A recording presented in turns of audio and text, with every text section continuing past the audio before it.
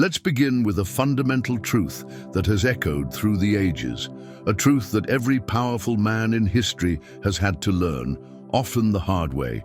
Every single word you choose to speak is a weapon. It is a tool of immense power that can build empires or burn them to the ground. And if you are not meticulously, intentionally careful with this power, it will be turned against you. If you have ever walked away from a conversation, from a confrontation, or even from a simple chat with a lingering, sinking feeling in your gut, that feeling of, I said too much, of having revealed a hand that should have remained hidden, then you already understand the stakes. This video right here is for you. We are living in a world that is utterly obsessed with sharing every single thought, every half-formed opinion, every fleeting emotion the moment it arises. In this cacophony of constant expression, the ancient, potent art of strategic silence has been lost, forgotten, relegated to the history books. But today, that changes. Today, you will reclaim it. You are going to learn how to wield silence not as a passive absence, but as an active source of power. You will learn how to stop the damaging habit of oversharing, to break the cycle of emotional leakage, and to train yourself to speak only when your words will have maximum impact, only when they will truly win. The Stoic philosophers did not believe in speaking simply to be heard. They believed in speaking to create undeniable seismic impact, and only after the preparatory work of silence had already done its job. And that is exactly what you will walk away with today. The tangible ability to remain preternaturally calm under immense pressure, to respond from a place of unshakable strength, and to build profound emotional discipline through the masterful practice of verbal self-control. This is not about shutting down, becoming withdrawn or disengaging from the world.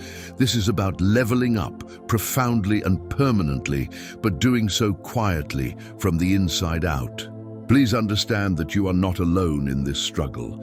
Every single man who has ever desired genuine peace, razor-sharp focus, and true control over his life has fought this exact same battle against his own impulsive reactions, against the deep-seated urge to over-explain himself, and against the primal fear of being judged or misunderstood. But you now have something that many of them did not: a clear strategy, a time-tested code, a calm, stoic pathway forward. In the next few minutes, you will discover the crucial mindset shifts and the daily practical habits that can transform silence from being merely a non-response into your single greatest form of power. So, if you are truly ready to protect your inner peace at all costs, to lead every interaction with calm clarity, and to become truly unshakable, then hit that like button, subscribe to the channel, and share this video with someone you know needs to hear this message. Let's begin. And this time, we win, but we win quietly. The first principle: every word you speak is a gift. Do not give it away for free. You do not need to raise your voice or shout to give away your power. Sometimes all it takes is a single sentence spoken at precisely the wrong moment, in the wrong company, or from a place of unchecked emotion, and just like that, it is gone. That business deal you were so close to closing, that person you were on the verge of impressing, that hard-won state of calm mind you have worked so diligently to build, all of it can be lost. Not because of a failed argument, not because of a lack of effort, but because of a simple, unchecked impulse to speak. Speech feels harmless, even trivial, because it is everywhere around us. We comment, we reply, we post, we explain, we defend. All of it often done on autopilot, without ever stopping to ask the most critical question: is this helping me, or is it actually hurting me? But in stark reality, every single word you utter is a transaction. You are trading a piece of your internal state for a potential external outcome. And tragically, most people are selling their precious peace of mind for far, far too cheap a price. When you speak, you are effectively handing over your inner blueprint. You reveal how you think, what triggers you emotionally, where your psychological guard is down. The more you talk, the easier you become to read, to predict, and ultimately, to manipulate. People are not just listening to the content of your words, they are subconsciously scanning your timing, your tone, your verbal patterns. Your words create patterns, and those patterns become your most exploitable weaknesses. But silence is different. Silence breaks all known patterns. Silence is inherently unpredictable. Silence keeps them guessing, and in that uncertainty lies your advantage. There is a profound reason why interrogation rooms do not rely on shouting matches. They rely on the heavy, oppressive weight of silence. A long, deliberate pause forces disclosure. That uncomfortable empty space creates immense psychological pressure, not by adding more noise, but by strategically withholding it. Silence triggers the other person's deeply ingrained need to fill the void, and in their rush to do so, they often reveal exactly what you never had to say. Yet, we have been culturally trained to move in the exact opposite direction. Our modern culture actively rewards constant, often mindless commentary. Men are told to communicate more, to speak your truth, as if restraint was somehow a form of repression. But not all truth is ready for release. Not every thought that crosses your mind deserves a voice. Not every listener has earned the right to receive your inner blueprint. The real issue is not that you speak, it is that you speak without any discernible discipline. Emotional talking, nervous explaining, the compulsive need to fill every silence, all of it is a leak of your personal power. And most of this leakage stems from a place of deep-seated fear. The fear of being misunderstood, the fear of appearing distant or disinterested, the fear of not being liked or accepted. So we spill our internal world, and we mistakenly believe this is a form of connection, when in reality, it is merely emotional leakage, cleverly disguised as honesty. The Stoic philosophers understood this trap intimately. They did not speak less because they lacked things to say. They spoke less because they valued crystalline clarity over messy expression. They chose silence not out of timidity or social anxiety, but out of a position of immense inner strength. And when they did choose to speak, their words landed with incredible force. They shaped reality. They cut through the noise. Because their speech emerged from a place of profound stillness, not from a place of insecurity or need. Now take a moment to think about your own day. How many times do you speak with the clear intention to win, to advance a goal, to create understanding, to build something? And how many times do you speak merely to fill an awkward space, to hear the sound of your own voice, or to alleviate your own internal anxiety? That offhand comment you made to a co-worker that you didn't need to make, that lengthy explanation you offered even when no one had asked for it, that opinion you threw into the mix just to feel included and heard. Every one of those moments chipped away, however slightly, at your mental clarity. Each one was a withdrawal from your internal bank account of power, and most likely, it did not earn you anything of value in return. So here is what you must do. Begin building a non-negotiable habit of pausing for just 3 full seconds before you speak in any meaningful interaction. In those 3 seconds of silence, ask yourself this razor-sharp question.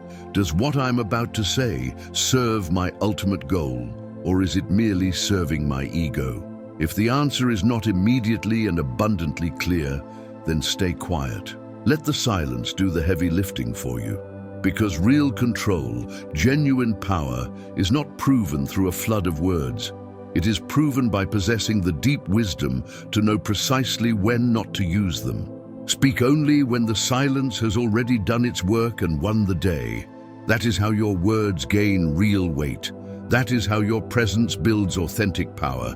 And that is how you truly begin to lead, not by the volume of your voice, but by the potency of your restraint. The second principle, speaking too soon. Traps, you say too much, too early, and you are no longer free. You have inadvertently locked yourself into a version of yourself that the world now expects you to maintain, to defend, and to perpetuate. The very moment your words leave your mouth, they cease to be yours alone. They become public evidence. evidence that can and will be used to hold you accountable to ideas, positions, and promises that you haven't even fully decided upon or thought through.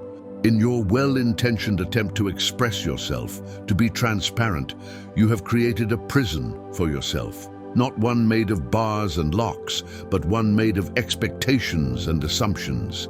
This is the insidious danger of premature speech. It feels harmless in the moment. You're just brainstorming out loud, sharing ideas or being honest, but in reality, you are voluntarily surrendering your flexibility. You are taking something that is naturally fluid. You're still evolving, developing thoughts, and you are making it public property. Now, if you later shift course based on new information, you seem flaky or indecisive. If you pause to rethink your position, people say you are lost or confused. If you grow and change your mind, they accuse you of being inconsistent. All of this backlash simply because you spoke before you were truly ready. There is a deeper, more psychological issue at work here. Most men speak early, out of a sense of social pressure and anxiety, not out of clear intention. You feel a palpable need to say something, anything, so you are not mistaken for being weak, ignorant, or unprepared. You feel a powerful urge to define yourself, to state your position before someone else does it for you. You want to be seen as decisive, bold, and in control. But here is the great irony. The individual who speaks last, who observes first, usually possesses the strongest, most genuine form of control, precisely because he speaks from a place of calm observation, not from a place of frantic urgency. Think of it like a high-stakes game of chess. A rushed, impulsive move might feel powerful in the moment, but it is rarely strategic. You reveal your hand prematurely, the board tightens around you, and suddenly you find yourself reacting to your own overexposure. Had you simply waited just one more move, allowed the situation to develop, the whole game could have opened up in your favor. In the workplace, this manifests in meetings where someone declares a plan or an opinion far too early, before all the variables are understood. In personal relationships, it is the rush to define the relationship. What are we? Before the connection has been truly tested by time and circumstance. In business, it is announcing a new offer or product before the market timing is right. Each time, the result is the same. You dramatically reduce your room to maneuver, to adapt, and to succeed. The Stoics operated very differently. They did not recklessly bind themselves to premature declarations. They lived by the foundational principle of focusing only on what they could control, their own judgments and actions, and calmly observing what they could not control, which includes the actions and words of others. This disciplined approach extends powerfully to speech. If a situation was still unfolding, they let it unfold. They did not get themselves trapped by promises made in haste or opinions formed in ignorance. They were not in a desperate rush to be seen or heard. They preferred to first understand deeply and completely. And when they did finally choose to speak, it was not early. It was only after their own mind had settled, after the dust of the initial engagement had cleared, and after they had patiently watched others expose their own hands in the noise of premature speech. So, how do you apply this wisdom? Start by consciously releasing the feeling that you are obligated to answer every question immediately. When you are asked a direct question, give yourself permission to pause and collect your thoughts. When you are offered a new opportunity, make a habit of listening first, truly listening, before you respond. When you feel that familiar internal pull to declare your stance on an issue, ask yourself this clarifying question: have I earned the clarity required to speak on this yet? If the answer is no, or even maybe, then wait. Silence in these moments is not a sign of weakness. It is a demonstration of strategic preparation. The man who has the discipline to delay his speech earns the irrevocable right to eventually speak with real power and authority. In practical terms, try this exercise. For the next 24 hours, make a conscious effort to withhold your opinion in all non-essential conversations. Just observe. Listen fully and completely to what others are saying and to what they are not saying. When you are directly asked for your opinion, you can simply say, "Let me sit with that for a moment," or "I'm still considering all the angles." Watch how much more you begin to understand about the people around you, about their hidden motives, and indeed, about your own instincts. This simple act of restraint can change everything, because when you stop speaking too soon, you stop bleeding control. You reclaim the mental space you need to think. You regain the ability to move strategically. And most importantly, you learn how to speak from a place of genuine strength, not from a place of social pressure. That is not hesitation. That is high-level strategy.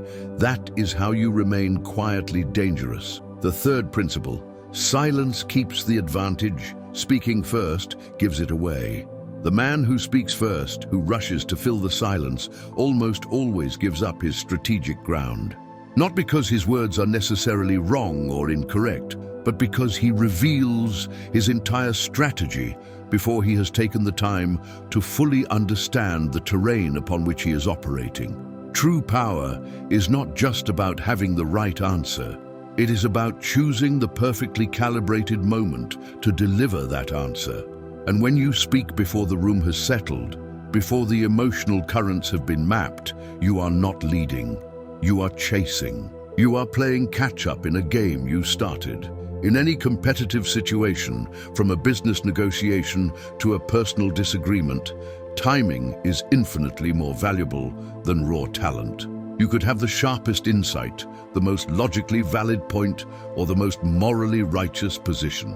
But if you speak before the social and emotional dynamics have had a chance to unfold, all of that inherent strength turns soft, ineffective. Because once your position is known, it can be studied, it can be questioned, it can be picked apart, and it can be weakened.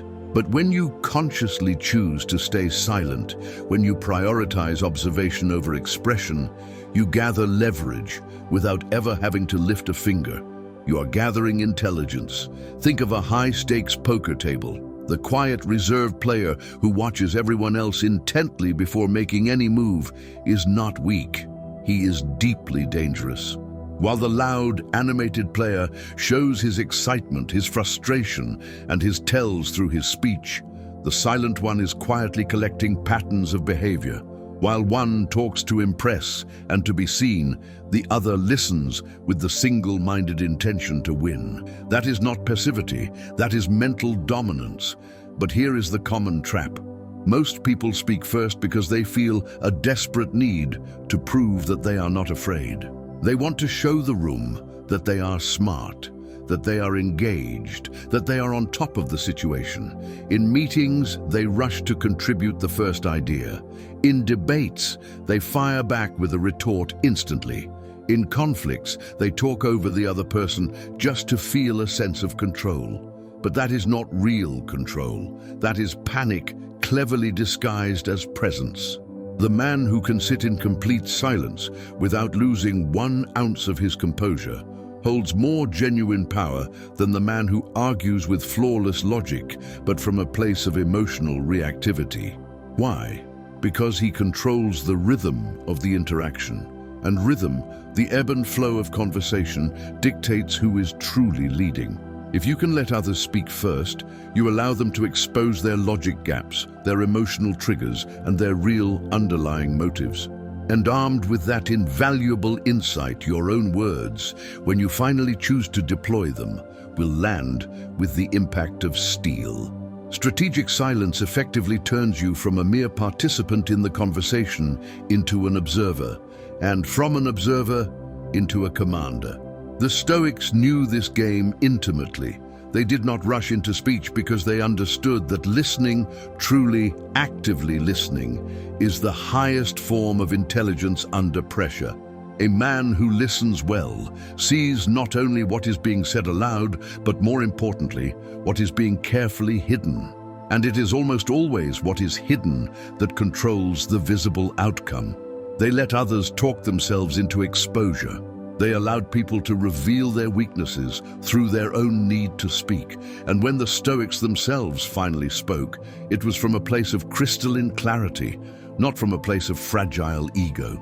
You do not need to interrupt others to prove that you understand. You do not need to be the first to answer in order to show your value. You just need to know what everyone else missed. And you only gain that superior knowledge through the disciplined practice of restraint. This is emotional detachment. This is stillness before response. So here is what you must do.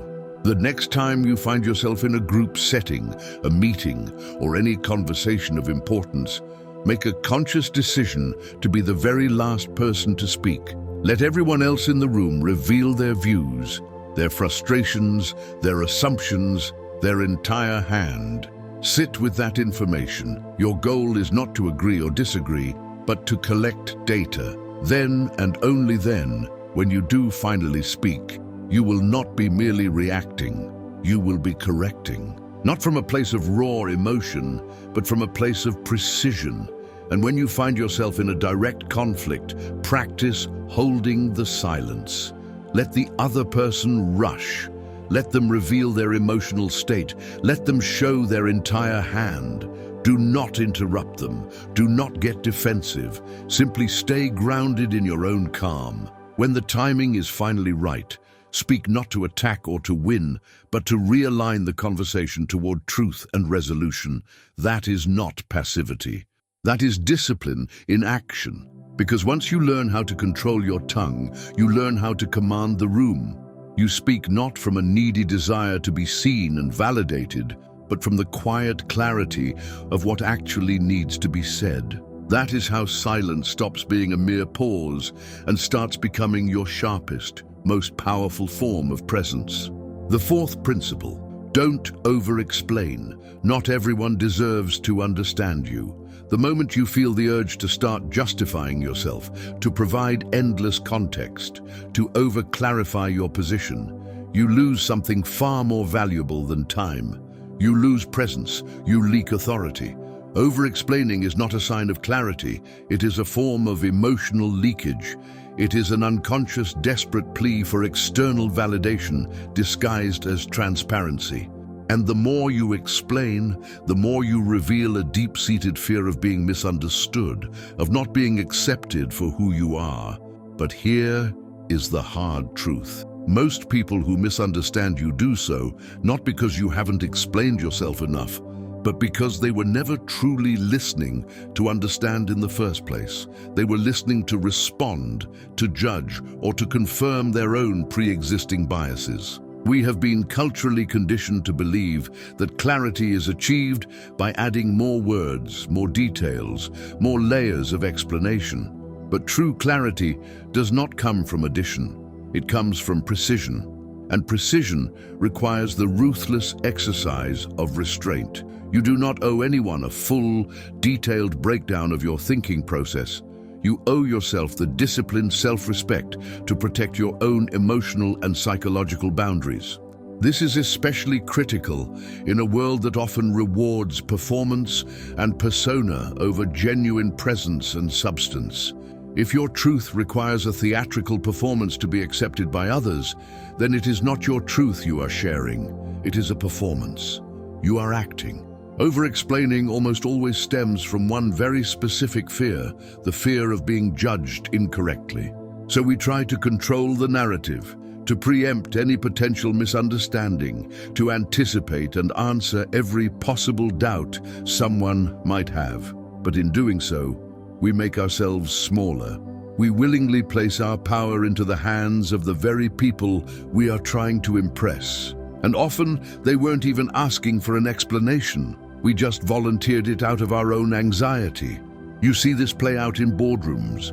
Someone shares a perfectly good idea, but then immediately follows it up with disclaimers, caveats, and endless context, effectively watering down their own proposition. You see it in relationships. A person makes a decision, but then drowns it in a sea of reasons and justifications, hoping the other person won't question it. You see it in conflicts. Someone challenges you, And instead of holding your ground calmly, you launch into a defensive, elaborate monologue, trying to sound hyper-logical. But the more you talk, the more you sound like you're asking for permission, and nothing erodes authority faster than the subtle tone of apology in a man's voice when he hasn't actually done anything wrong. The Stoics did not explain. They demonstrated. They believed in leading through unwavering consistency of action, not through persuasive rhetoric. If a man asked about their principles, they would point to their life, their actions, their choices, their track record. They never saw explanation as a duty because to them, truth was something you live and embody, not something you market and sell. And the more you try to market it, the more diluted and powerless it becomes. This does not mean you should be vague, evasive, or avoid clarity at all costs. It means you must learn to speak with powerful intent, not from a place of insecurity. Say what needs to be said, and then stop. Let your statement breathe. Let other people deal with their own reactions to it. You are not responsible for how your truth makes them feel. You are only responsible for ensuring that your truth is indeed true, that it is clean, and that it is fully aligned with your values. So what can you do? The next time you catch yourself beginning to ramble, to add another layer of explanation, just pause. Ask yourself pointedly, did I already make my point? Have I already stated the core truth? If the answer is yes, then end it there. Do not add another word. Let the silence that follows your statement hold the weight of your words. You do not need to tie every thought into a neat, emotionally palatable package for public consumption. You are not a politician running for office, selling your platform and seeking approval. You are a man standing on the solid ground of his own internal clarity. And clarity does not plead, it simply states. Practice this starting today. When you deliver an opinion or a decision, consciously remove the filler words. Cut the softening phrases, I just think, maybe it's. Drop the preemptive justifications, just so you know. Strip out the defensive backtracking, what I meant was. Make your statement cleanly and clearly, then own the silence that follows. That gap of silence is not empty space, it is space full of power. When you stop over-explaining, you stop asking for acceptance. And when you stop asking for acceptance, you start leading. Because in a noisy world obsessed with persuasion and performance, the quiet man who speaks only once and means exactly what he says commands the deepest, most enduring respect. The fifth principle, timely silence, earns respect. A man who speaks in every single moment, who offers an opinion on every topic, who reacts to every stimulus, inevitably loses weight in every word he utters.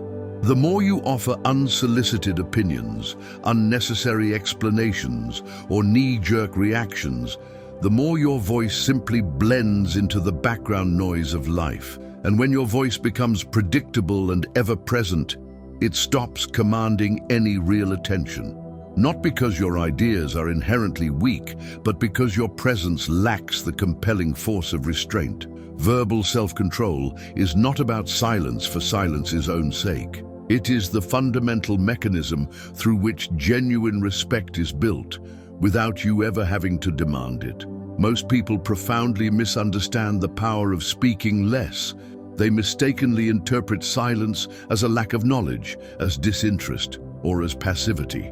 So they rush to contribute in meetings, they fill social spaces with constant updates about themselves, and they insert themselves into conversations purely for the sake of being noticed. But attention is not the same thing as respect. Presence is not the same thing as power, and speaking constantly is absolutely not the same thing as actually being heard. The real impact, the kind that changes minds and commands rooms, comes from selective, strategic speech. It comes from speaking less frequently but ensuring that every single word you do say lands with precision and purpose. Think about the most respected person in any room you've been in. It is rarely the loudest person. It is almost always the one who waits, who holds back, who listens longer and more intently than anyone else, and who only speaks when the moment truly demands it. And when that person does finally speak, the entire room leans in to listen. Not because of the volume of their voice, but because of the reputation they have built through consistent restraint. This is not about being passive or disengaged. This is about being incredibly deliberate.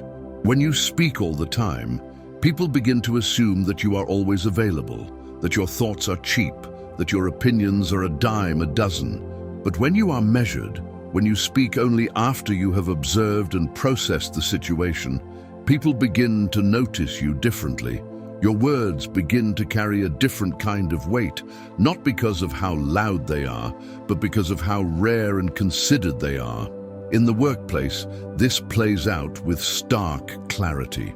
The junior employee feels compelled to jump into every conversation at the first opportunity to prove his worth. The seasoned, respected leader says very little, often for the entire meeting. But when he does choose to speak, he often shifts the entire direction of the conversation, not with forceful rhetoric, but with an authority that is rooted in impeccable timing and unshakable calm.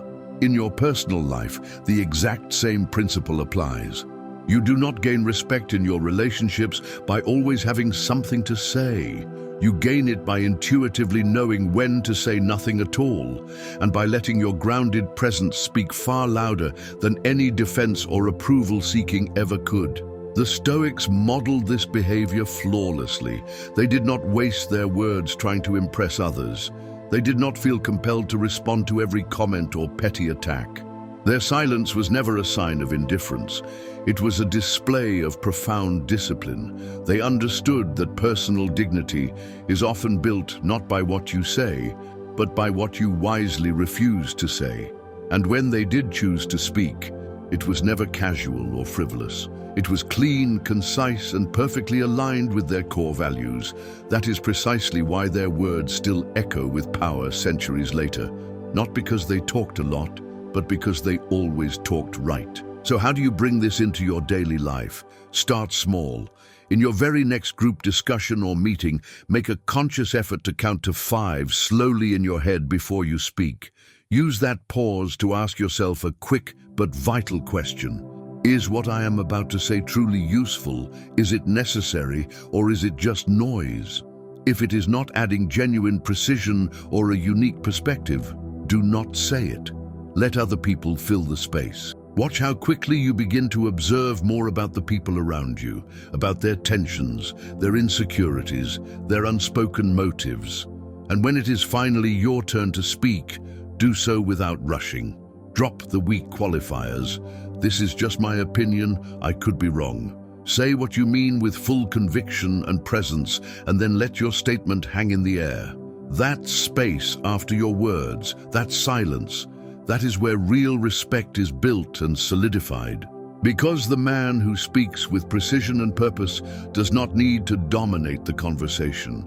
He allows the room to naturally adjust to him. And in a world that is constantly shouting for attention, the quietest voice, when used with impeccable timing, can still move the entire room. Not because it is louder, but because it knows with absolute certainty exactly when to speak. Conclusion: the power of restraint. In a world that constantly rewards the loudest voice, the most dramatic reaction, and the most frequent speaker, you now possess a counterintuitive truth: that immense strength is found in restraint. What we have explored together today is far more than a simple communication strategy.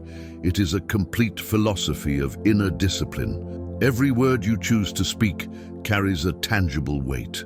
It either serves your clarity and your goals, or it scatters your focus and dilutes your power. It either builds your influence and commands respect, or it diminishes your presence and makes you predictable. When you learn the art of speaking only when it wins, you fundamentally stop chasing external control. You become control itself. You have seen how strategic silence protects your peace and guards your energy. You have seen how delayed speech keeps your power intact and your options open. You have seen how saying less doesn't make you invisible. On the contrary, it makes you unforgettable, compelling, and respected. From resisting the urge to over-explain, to embracing the strategic power of vagueness when needed, to reacting less and observing more, each of these choices becomes another brick in the unassailable fortress of your self-mastery. This journey is not about becoming quiet for the sake of being silent.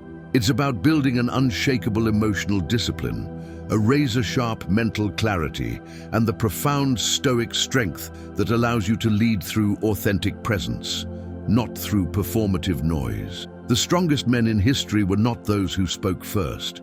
They were those who possessed the deep wisdom to know when not to speak at all. That control, both verbal and internal, is what starkly separates the reactive from the refined, the impulsive from the impactful. Now the baton is passed to you. It is your turn to put these principles into daily practice. Each day, choose one conversation, one interaction, to pause before you respond. Use that pause to assess yourself honestly. Is what I am about to say serving my goal, or is it merely serving my ego? Is it advancing the situation, or is it just feeding my emotion? Over time, that space, that moment of silence, will become your greatest source of strength. And within that space, you will find more peace, more control, and more quiet confidence than you ever thought possible. If this message resonates with you, I invite you to share your own experiences and stories in the comments below. When have you spoken too soon and paid a price for it? When has a well-timed silence given you a crucial advantage? Your insight could be the very thing that helps another man reclaim his power and find his own voice through the strength of quiet. Because this is not just about words, it is about the man behind them.